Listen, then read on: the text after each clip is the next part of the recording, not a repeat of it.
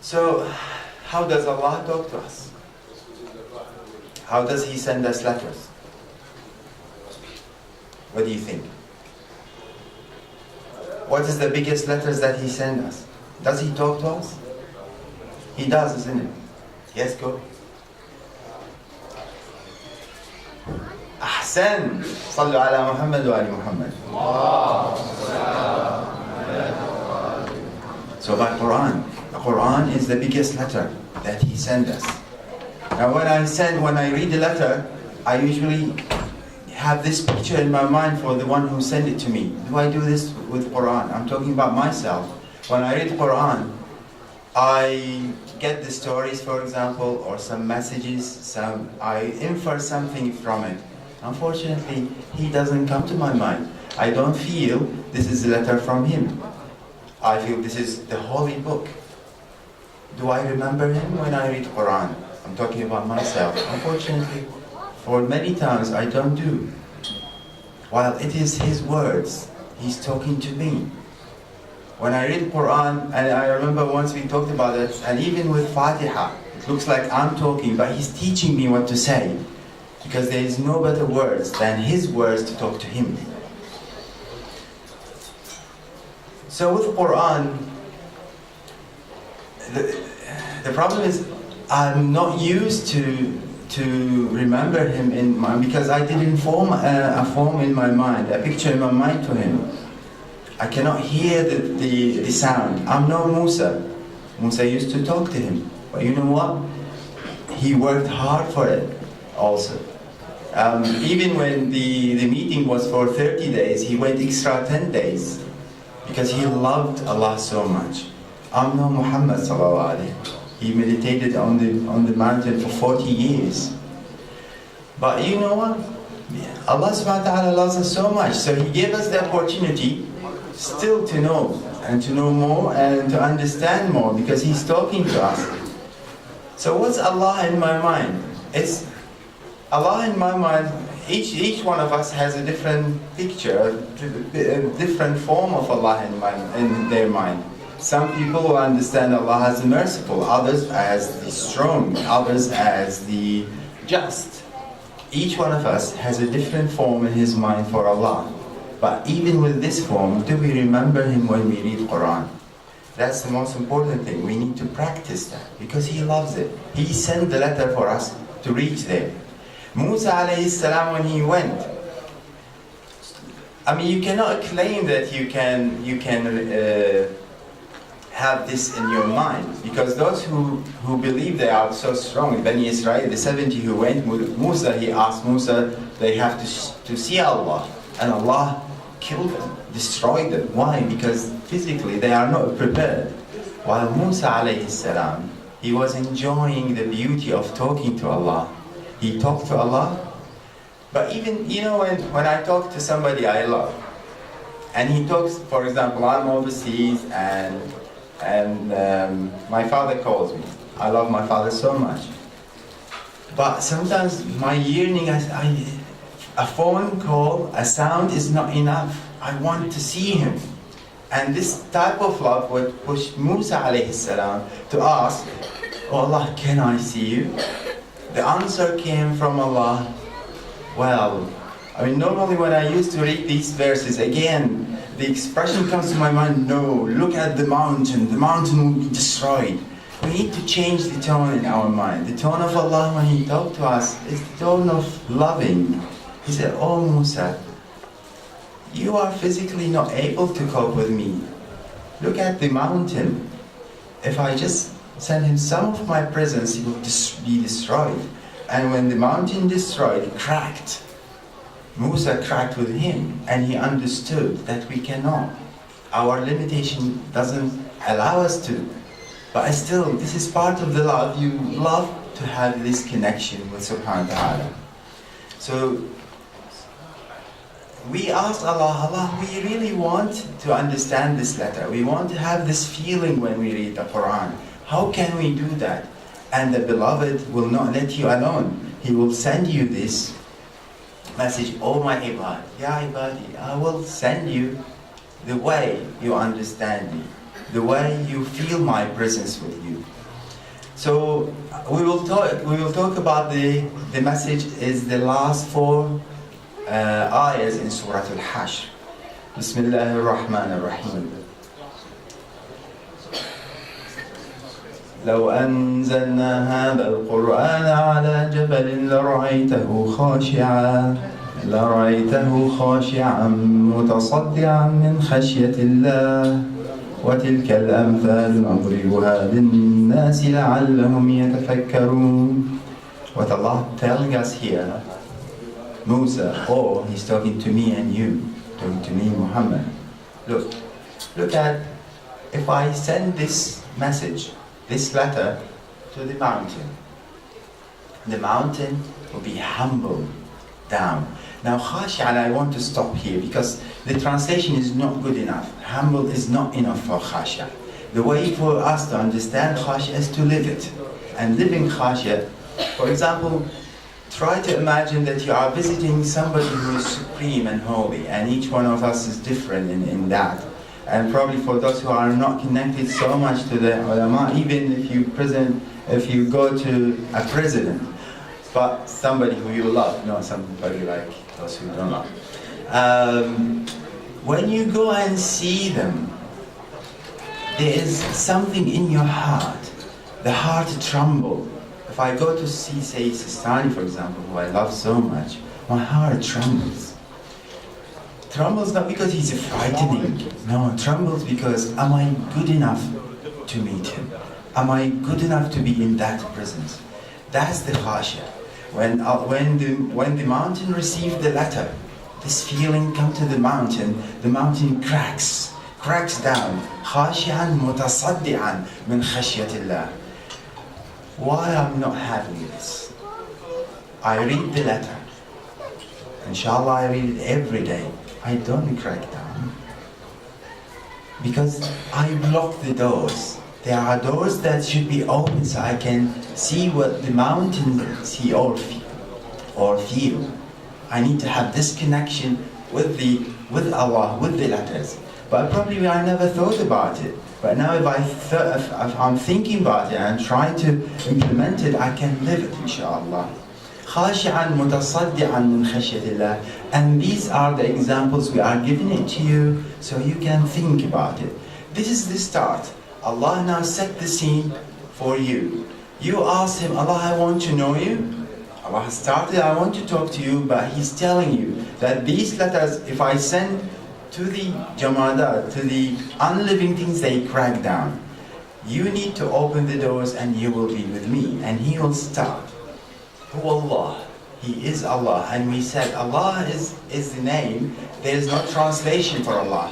Allah has a collection of all the beautiful names, all the goodness in Allah. But again, each one of us understand or remember or have Allah different in his mind. Because again, it depends on how much of the names I feel. And sometimes I feel none. I have no connection. All what I know about Allah is Allah is somebody who a group of people called Muslims are praying to. Unfortunately, if that's all what I know about Him. So who Allah? الذي لا إله. There is no supreme power, there is no supreme deity but Him. But what's the criteria? What's the first thing He wants to give me about Him? عالم الغيب والشهادة. The knower of the seen and unseen. It's very easy to understand the seen. I can see you. What are the unseen? Normally we think about the ghaib as ghaib in time, so something happened in the past or in the future I don't know about, or in place, something behind me or in Europe or somewhere else I don't see. But what else? If I see you, what's your name?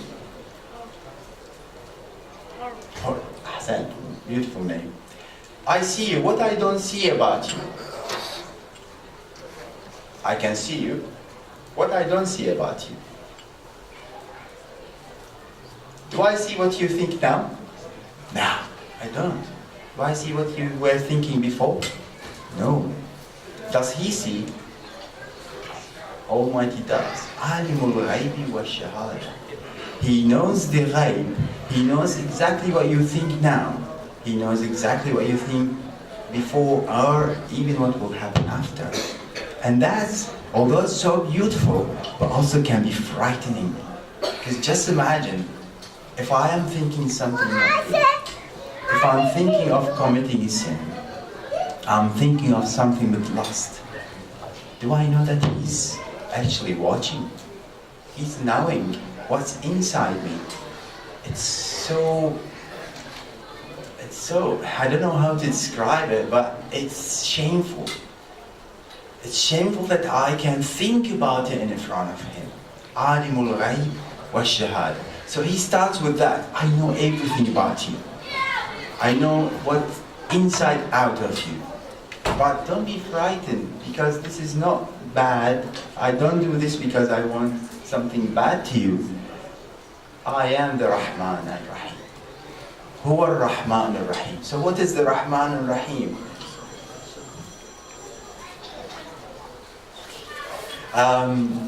Ar-Rahman al-Rahim is, what we understand about it is, Rahman is the general mercy and Rahim is a special mercy. The general mercy, Allah gives mercy for everybody.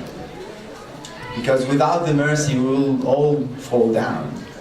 He gives mercy even for those who are against Him. He gives mercy for all those who doesn't believe in Him. Have you seen somebody who's not believing in Allah, but Allah deprived him of food? Never. And that comes to how we understand things, because sometimes it comes that we have to give some help for those who don't believe, and sometimes we can hold it, but the reality is, who am I to refuse something Allah doing? I mean, definitely there are some other criteria for it, but we need to think this general mercy. But there is a special mercy. Those who accept the deal, Allah will give them special. And now you may think, why Allah will give a special?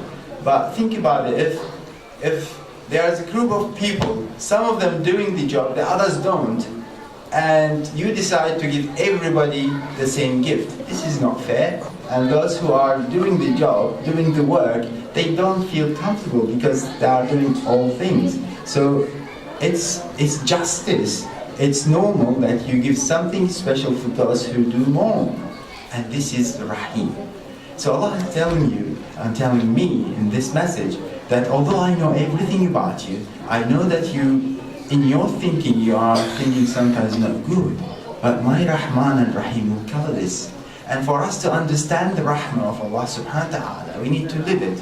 I need to live that I really need this Rahmah. You know, when the child, his relation with the mom, alhamdulillah, she represents the name of Rahim. She had all the Rahmah for her child. But when the child connection, that child begged Rahmah. The child knows that I cannot live without this Rahmah of my mom. And I need to live this with my God. Allah is so Rahim. I need to live this. I need Him.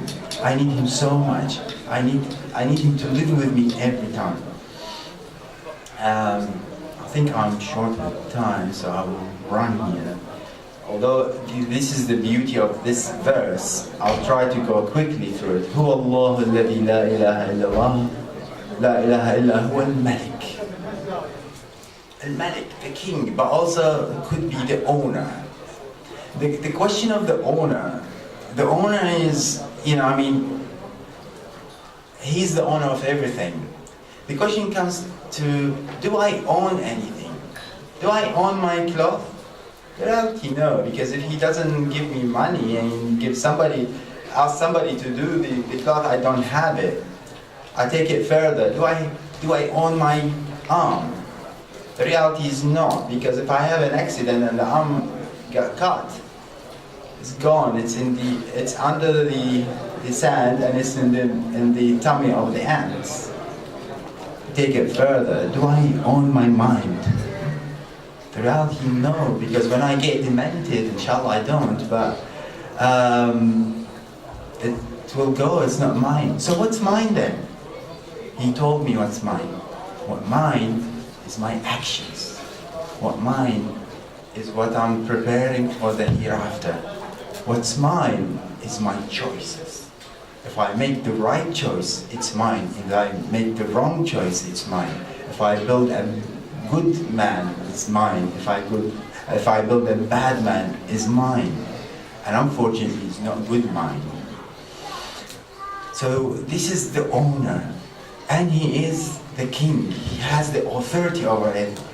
But what sort of king? So Allah takes us further. He's a Quddus.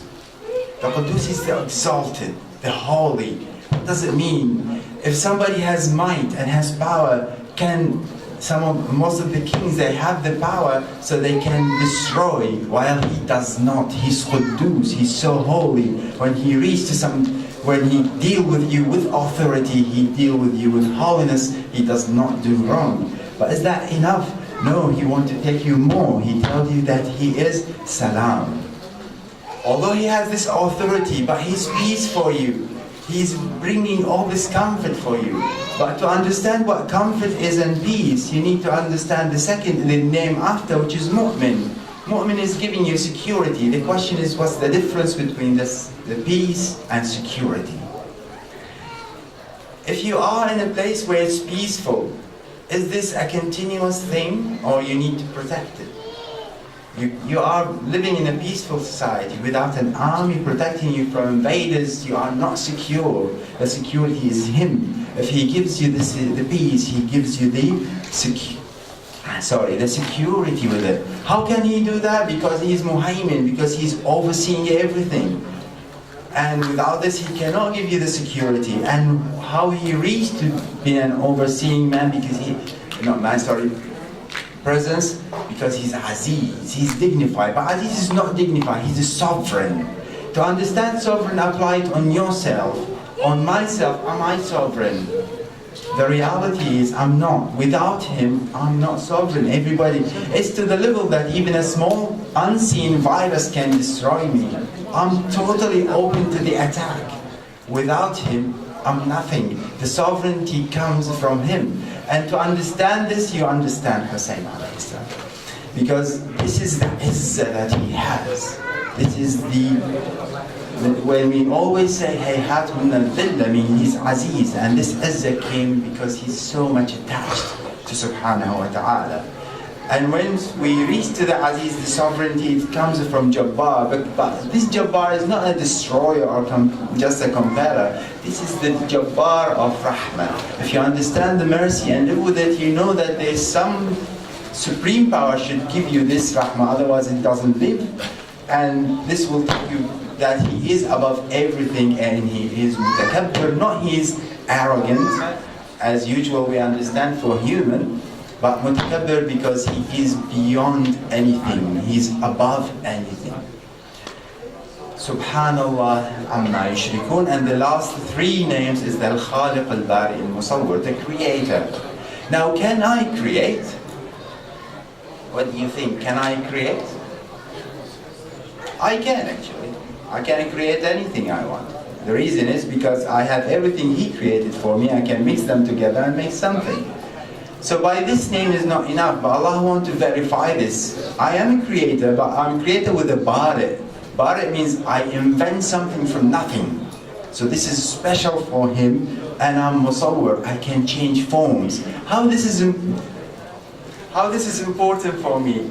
This is important for me because I do, in my forms, I'm making mistakes. So the surah in my form can be bad. If I believe in this, I know he can change everything in me. This belief will bring me the beauty of this love that he gives me. If we understand this, we can live with it. We understand where Hussein alayhi salam has reached. He lives with these names. He had the beauty of the Jabbar with him, the Aziz with him, the Muhaymin with him, the Malik with him. He knows that his body is not his. He can give it in the way to the real owner. And with this, inshallah, we try to work with Quran, understand that when we read Quran, feel his presence around us, because he is talking to us. Sallu ala Muhammad wa ala Muhammad.